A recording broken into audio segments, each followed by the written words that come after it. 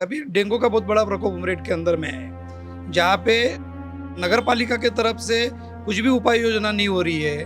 उसमें फॉगिंग नगर पालिका में की वजह से हो नहीं रही है। बस्तियों में जहाँ पे ज़्यादा गंदगी है, जहाँ पे पानी का नितरा नहीं हो रहा है, उस जगह पे बड़े पैमाने में डेंगू का मच्छर यहाँ पे उत्पन्न हो रहा है। हमारे जो एमपी और एमएलए जो है, जो चुनाव के वक्त जो हाथ जोड़ के हमारे घर में आते हैं, तो उनको उसी वक्त सुनाना चाहिए कि भाई हमने जो समस्याएं आपको लिखित दी थी या ओरली बताई थी, आपने वो समस्या को सॉल्व ही नहीं किया। ये उमरेड नगर परिषद कुत्तों के लिए 40-50 लाख रुपए खर्चा कर रही है, कुत्तों का नसबंदी कर रही है। मगर यहाँ पे जो पब्लिक, यहाँ की जो पब्लिक है, जब अस्पताल में जाती है तो कभी कभी उनको इंजेक्शन के लिए दवा नहीं रहती है। छोटा सा भी अगर ऑपरेशन करना पड़ता है तो उसको नागपुर लेके जाना पड़ता है।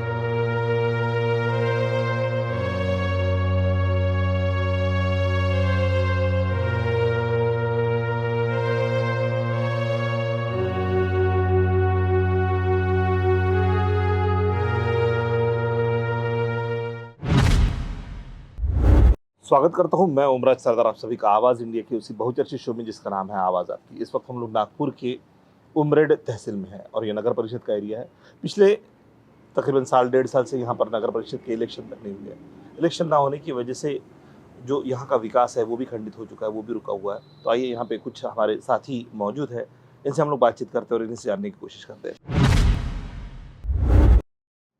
यहाँ पे जो इलेक्शन तो नहीं हो रहे हैं और तकलीफें ज़्यादा बढ़ रही है, मगर इससे पहले अगर बॉडी भी रहती थी तो भी तकलीफ है। उमरेड नगर परिषद में पूरे उमरेड शहरवासियों के लिए तकलीफ है।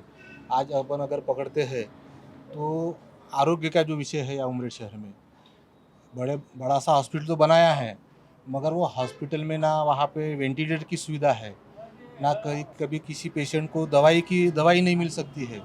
ये उमरेड नगर परिषद कुत्तों के लिए 40-50 लाख रुपए खर्चा कर रही है, कुत्तों का क्या बोलते हैं उसको नसबंदी कर रही है। मगर यहाँ पे जो पब्लिक, यहाँ की जो पब्लिक है, जब अस्पताल में जाती है तो कभी कभी उनको इंजेक्शन के लिए दवा नहीं रहती है। छोटा सा भी अगर ऑपरेशन करना पड़ता है तो उसको नागपुर लेके जाना पड़ता है। अगर इमरजेंसी, अगर कोई किसी लेडीज़ की डिलीवरी अगर करना पड़ता है, सीजर करना पड़ता है, तो उसको भी तात्काल इमरजेंसी नागपुर लेके जाना पड़ता है। उमरेड आज जिले के लेवल का है, उमरेड शहर है अभी, क्योंकि यहाँ पे पूरा एमआईडीसी एरिया है, यहाँ पे बाहर गांव का लोग आया है और एरिया कम से कम ये उमरेड से 8-9 किलोमीटर तक एरिया बढ़ चुका है। मगर यहाँ पे सुविधा अभी तक नहीं है। अगर देखे तो यहाँ हर गली में आपको गंदगी मिलेंगी और ये साफ सफाई के नाम पे साल का कम से कम 1 करोड़ रुपए के ऊपर में खर्चा जा रहा है। सिर्फ साफ सफाई का, नालिया सफाई अलग है, ये कचरा निकालना अलग से है।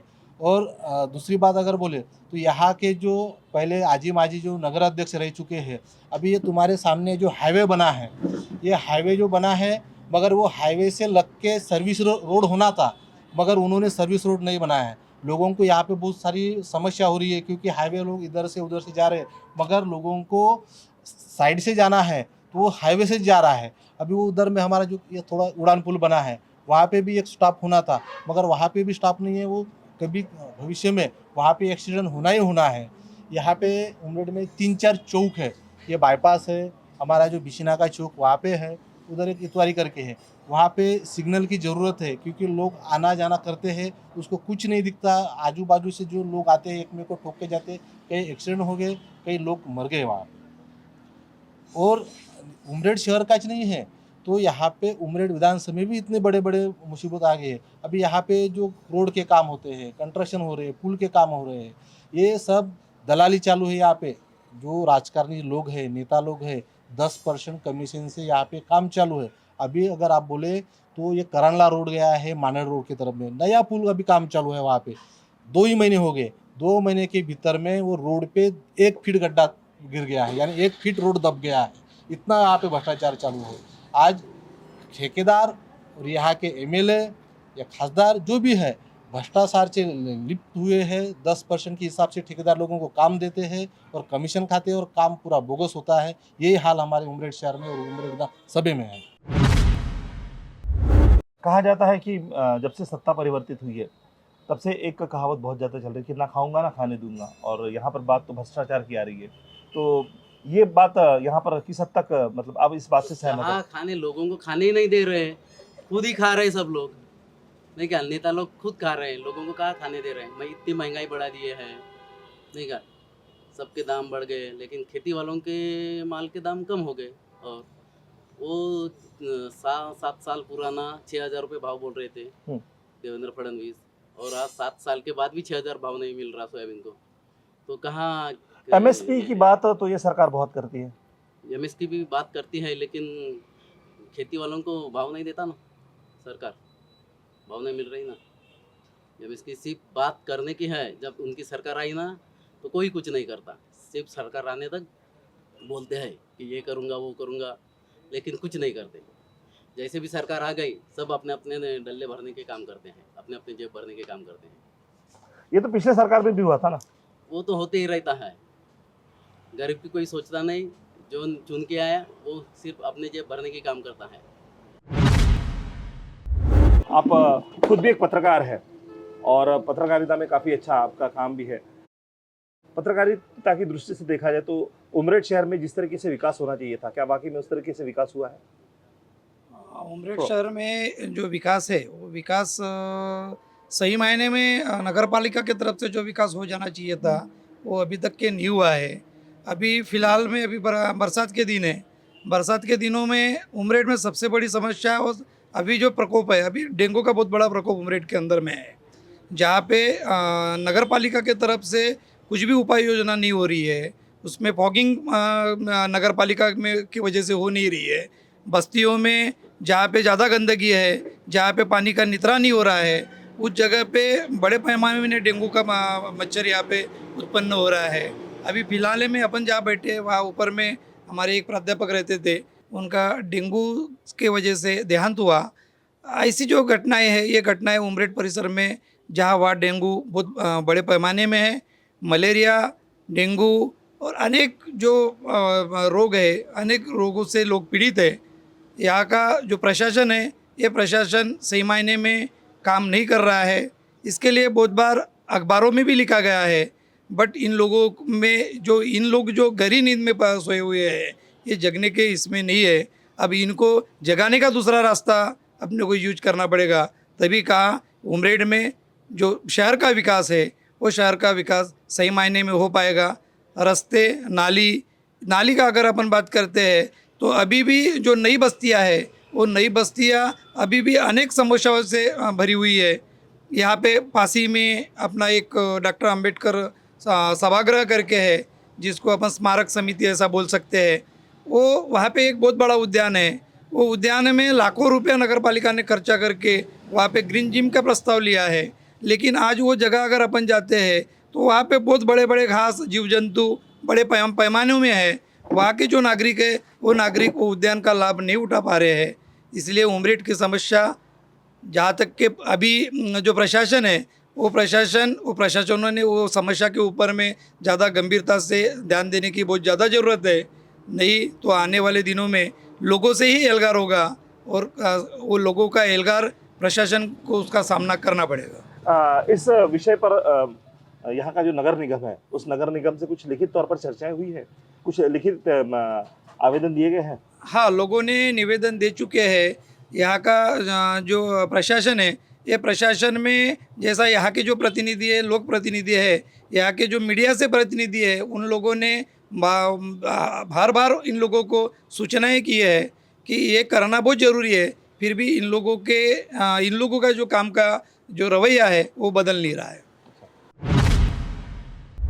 उमरेड एक बड़ा एमआईडीसी क्षेत्र है, तो यहाँ के लोगों को रोजगार की तो कोई कमी नहीं होगी? ये सरासर झूठ है।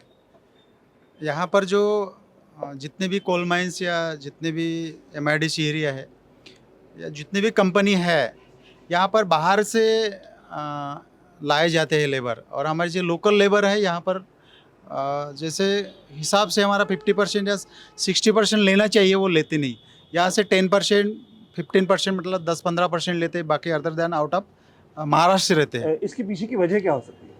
उनका ये कहना होता है, हम लोग बहुत बार जैसे वेकोली रहे या अदर दैन कंपनी में भी हम लोग जैसे वह सैनी है, बहुत सारे कंपनीज है यहाँ पर जो WCL के अंदर में काम करते हैं प्राइवेट के तौर पर। वहाँ पर उनका कहना है कि अगर हम लोकल लेवल के आदमियों को लेते हैं तो वहाँ पर ये होती है, मतलब उसको क्या बोलते हैं, एक एजिटेशन होता है।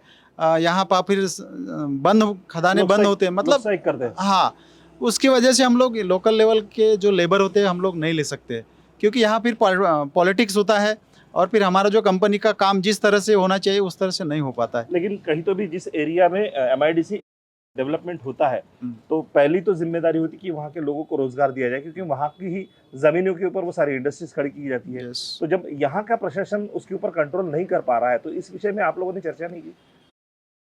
बहुत बार हमने जो यहाँ के MLA है, MP है, उनसे निवेदन दिए, बात किए है, तो उस वक्त तक वो जो अधिकारी होते हैं, जिस कंपनी के अधिकारी, तो उस वक्त हाँ कहते हैं, हो जाएगा, कर लेंगे, बस अभी 2 दिन में आपके लेबर जितने लगा देंगे। लेकिन बाय वो जाने के बाद, समय बीतने के बाद जब वो बच्चा वहाँ पहुँचता है उनका लेटर, तो वहाँ लेटर को वैसे फेंक दिया जाता है। मतलब उनके राइट्स की कोई यहाँ पर वैल्यू नहीं है। मतलब MIDC क्षेत्र में तानाशाही चल रहा है, ऐसा आप कह रहे हैं? यस, एग्जैक्ट वर्ड आपने यूज किया, बराबर। तो इस तानाशाही का अंत कैसे होगा? मतलब यहाँ के लोगों को रोजगार कैसे मिल सकता है? उन्होंने क्या करना चाहिए आपके हिसाब से? मेरे हिसाब से यहाँ के बहुत बड़ा एक एजिटेशन होना चाहिए, और हमारे जो MP और MLA जो है, जो चुनाव के वक्त जो हाथ जोड़ के हमारे घर में आते हैं, तो उनको उसी वक्त सुनाना चाहिए कि भाई हमने जो समस्याएं आपको लिखित दी थी या ओरली बताई थी, आपने वो समस्या को सॉल्व ही नहीं किया। हमारे कितने तो भी बेरोजगार है, अभी आपने हमारे जिस उमरेड एरिया में देखते हैं हम लोग, ऐसे पान ठेले पे इधर उधर जाके भटक के पैसा, यही काम नहीं मिल रहा। और काम भी मिल रहा है कुछ, जैसे मान लीजिए महीना है, महीने में 10 दिन मिलेगा, आप 15 दिन, यानी अल्टरनेट चलता है। जैसे मान लीजिए 50 लेबर कोई कंपनी में अगर काम करते थे, तो उसमें से डिवाइड किया जाता है, 15 दिन आप काम करोगे, 15 दिन आप घर में रहोगे, फिर 15 दिन आप काम करो, ऐसा अल्टरनेट चलता है। रेगुलराइज यहाँ पर काम, और यहाँ पर कंपनी बहुत है लेकिन काम नहीं दिया जाता। क्योंकि काफी बड़ा मेन क्षेत्र है MIDC का। रीजन सर वही है कि यहाँ से माइग्रेट करते हैं वो लोग, मतलब वहाँ से वो लाते हैं। जैसे मान लीजिए वो पंजाब की कंपनी है, हरियाणा कंपनी है, या कहीं और की कंपनी है, जैसे छत्तीसगढ़ या उड़ीसा की कंपनी, तो वहाँ से ही लगभग 80% लोग वहीं से लाते हैं। और जो बचता है 20 या 10% लोग, तो यहाँ से फिर वो बड़ी मुश्किल से, हमें बहुत बड़ा संघर्ष करना पड़ता है उन एक बच्चों को, एक वहाँ पर बेरोजगार को वहाँ पर कंपनी में काम देने के लिए। इस तरह से यहाँ पर माहौल है। सर, बात अगर अम्बेडकरी मूवमेंट की करें तो यहाँ पर एक मतलब हम लोग BSP की बात करते हैं, हम लोग रिपाई की बात करते हैं, हम लोग वंचित की बात करते हैं, तो उनका डेवलपमेंट यहाँ पर किस तरह से है? मतलब क्या वाकई में हम लोग आज भी इकट्ठा है? राजनीतिक तौर से यानी देखा जाए तो जो अम्बेडकरी मूवमेंट है वो अच्छी तरह से आज भी यानी कार्यरत है, लेकिन जो हमारे ऊपर के जो यानी नेता लोग हैं वो बिक जाते हैं ऊपर में, यानी वो नेता बिक गए, ये कार्यकर्ता रहे, ये कार्यकर्ता ऐसे ही रह जाते हैं, उनका वाली कोई होता नहीं है। इसलिए उनके दिल में काम करने का जो यानी रवैया है वो यानी कम हो जाता है। यानी जैसा उनको यानी जोश रहता है, यानी अपना नेता अगर अच्छा रहा तो अपन आगे में यानी उनके नेतृत्व में यानी काम कर सकते हैं, लेकिन जो अपने जो नेता लोग रहते हैं वो बिक जाते हैं। इसलिए ये नीचे के यानी जो कार्यकर्ता है वो अपने आपस में जो भी काम है वो खुद कर लेते हैं, यानी कोई ऊपर वाले नेता की कोई ज़रूरत नहीं पड़ेगी ऐसा। तो अम्बेडकरी मूवमेंट डेवलप होने के लिए यहाँ पर क्या होना चाहिए? किस तरह से काम होना चाहिए? फिर वो चाहे BSP की बात हो, चाहे वंचित की बात हो, चाहे रिपाई की बात हो, या फिर कोई और ग्रुप की अगर बात करते हैं। ये रिपाई बोलो या वंचित बोलो, जैसे यानी वंचित के यानी अम्बेडकर साहब है, आज भी वो यानी कार्यरत है, लेकिन जो यानी जब से या उमरेड में यानी वंचित आघाड़ी यानी चालू हो गई, जो विकास कर रहा है या उनका यानी वंचित का नाम ऊपर कर रहे हैं, उनको टिकट नहीं देते हैं। इसलिए जो काम करने वाले इंसान हैं उनको यानी बाजू में किया जाता है, और जिनके तरफ से लाखों से पैसा मिलता है उनको टिकट दी जाती है, और चुन के वो भी नहीं आ रहे। और चुन के वो भी नहीं आ रहे। तो कहीं तो भी जो कार्यकर्ता है उनके नर्वसनेस की वजह से वो चुन के नहीं आ रहे, या फिर बाकी लोग आम्बेडकरी मूवमेंट को सपोर्ट नहीं कर पा रहे, उस वजह से चुन के नहीं आ रहे। आम्बेडकरी मूवमेंट तो है ना सपोर्ट करते हैं, लेकिन जिनको टिकट देना चाहिए वो टिकट उनको नहीं मिलती है। इसलिए जो है ना मतदाता है वो उनको वोटिंग नहीं करते। मतलब सिलेक्शन गलत हो रहा कहीं हाँ, तो भी पार्टियों का, आप ये कह बिल्कुल रहे हैं। बिल्कुल बिल्कुल सिलेक्शन गलत हो रहा अगर है। उचित इंसान का सिलेक्शन हो जाए तो शायद यहाँ पर एक कोई स्टैंड हो सकता है। हमारे कम से कम ये 10-15 साल पहले एक अपने यानी अम्बेडकर विचार मंच का यानी अम्बेडकर विचार का एक आदमी यानी यानी खड़ा हुआ था, वो एक ही इससे यानी गिर गया था, यानी क्षुल्लक से यानी होटो से। यानी अम्बेडकर विचार मंच बोलो या अम्बेडकरी विचार वाले जो लोग हैं या आज भी मौजूद है, वो इधर उधर बिखरे नहीं है।